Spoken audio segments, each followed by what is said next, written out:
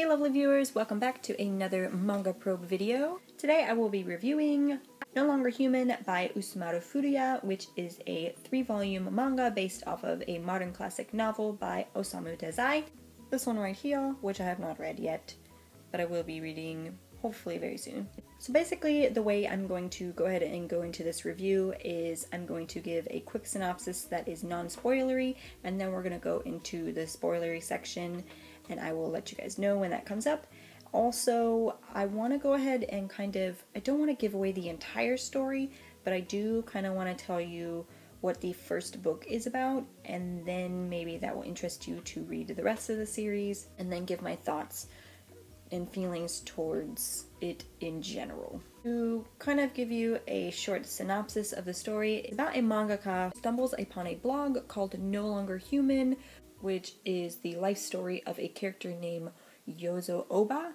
And so basically you're seeing the perspective of the author reading this blog and learning more and more about this man who slowly basically goes into depression. That's the gist of the story, and that's basically the only non-spoilery thing I can give you.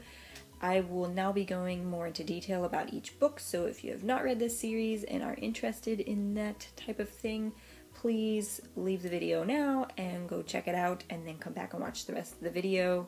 Another thing that I want to warn everybody about before I go on to this is if you have any trigger subjects about depression, drugs, rape, or suicide, please don't watch this video because I will be discussing all of these things because they're in this series. So yes, let's continue on.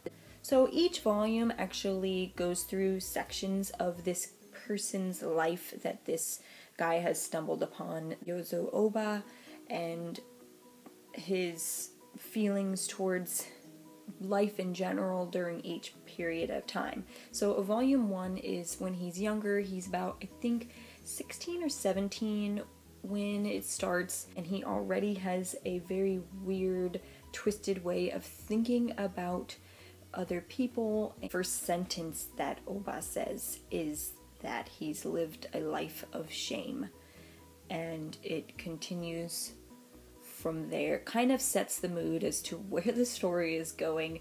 You're about to witness his shameful life, basically. Yozo Oba is from a very rich family. He's very privileged, gets whatever he wants, but the way that he views people, he views them sort of as puppets and not actually human beings. He is also really talented in artwork and that kind of thing, and he actually has a few drawings in which he portrays what he thinks humans look like to him. He basically is terrified by other human beings and just to be around them. He doesn't understand how people's minds think. He doesn't understand what it is to build relationships with people, to interact with people. So the way that he's coped with this is through humor. So at a young age he starts acting up, being goofy in class, and being like the funny guy, and he thinks that's the only way that he can interact with people without them thinking that he's weird. He doesn't think that anybody really likes him for who he is. He just thinks that they like him for his money and for his humor, and that's how he's gonna live his life, being like the puppet master, working these people into thinking he's something he's not actually in his mind. And draws this picture of his father. He feels like his father's very controlling. The fact that his family's rich, his father's always like, you have to be always smiling, you have to give a good impression to the public, and so he always feels like a puppet on a string.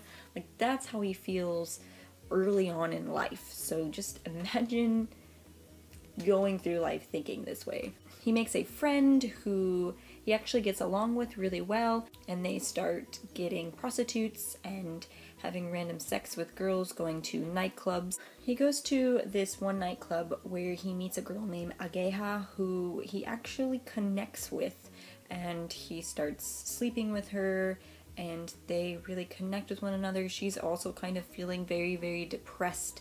Obviously, she doesn't really want to live the life of a prostitute, but she's kind of at that point in her life, like she feels like nothing else will come from her life, so she actually asks him if he wants to commit suicide with her. He actually agrees with her, and they decided that they are going to drown in the ocean. So they go to this beach and try to commit suicide, and just as he's committed to do this, just as he's about to do it, he is in the process of drowning and decides that he wants to live, he wants to be alive, and he ends up not going through with it, and he gets saved by a bunch of people at the beach, and he turns and sees that Ageha has actually gone through with it, and she is dead, and he is not. So he survived, she did not, and that kind of spirals him into even more of a depression from there.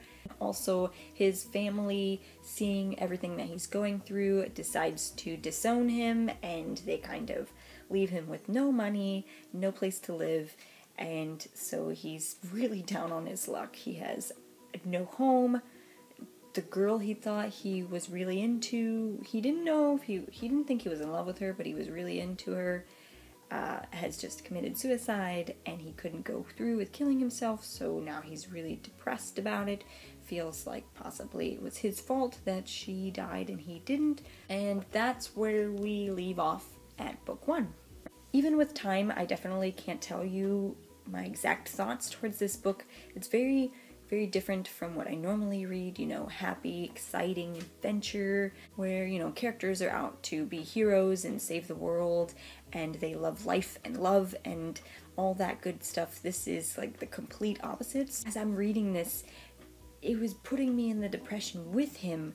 I was getting sad with him. All I could think about was how disturbed he was, and whether or not that was a product of his environment growing up in a rich family that had certain expectations from him, and kind of forced those expectations on him, if that kind of forced him to be like this and turn into this kind of thing. I do believe in a way that definitely helped trigger those feelings that he had, but it still goes into that question of whether it was nature or nurture. Very interesting and thought-provoking. I think he's at a low point now. You just wait. It does have some high points though, and there are some really good times that he has. He actually feels happy at one point in the story, and I'm happy for him, and I really wanted him to be happy too, but I just knew it wasn't gonna end up that way, so I tried not to let that feeling take over. I knew something was gonna happen eventually. It was to the point where he had gotten himself a job and he had himself a steady woman, and it was like, good for you, Oba, good for you. But then it just spiraled right back down and did not end well for this character. That's all. Like, I still can't like reel my head around my feelings towards this. It's very different, very interesting feeling. Also, another interesting fact is I couldn't remember whether, I think it was the ocean or it was a river, water, drowning.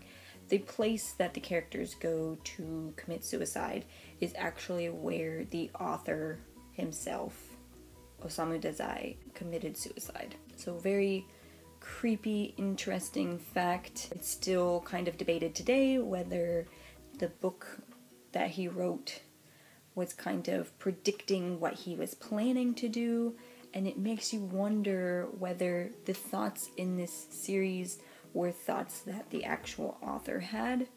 I don't know, because I didn't really do any research into his life and other things, but still very interesting to think about. I hope to get to the novel very soon. It's interesting that they picked a pink cover for such a depressing book. I find that very ironic. I don't know. Hopefully during the summertime. I'm still not really wanting to read something depressing yet, so maybe soon. I don't know. If you have read the novel, or even the mangalized, wow, I just made up a word, mangalized, or the manga adaptation, please let me know in the comments down below. Please tell me your thoughts, what you thought of the series, how it impacted your life, if it did at all, and I am excited to hear your thoughts, and I will talk to you guys later. Bye!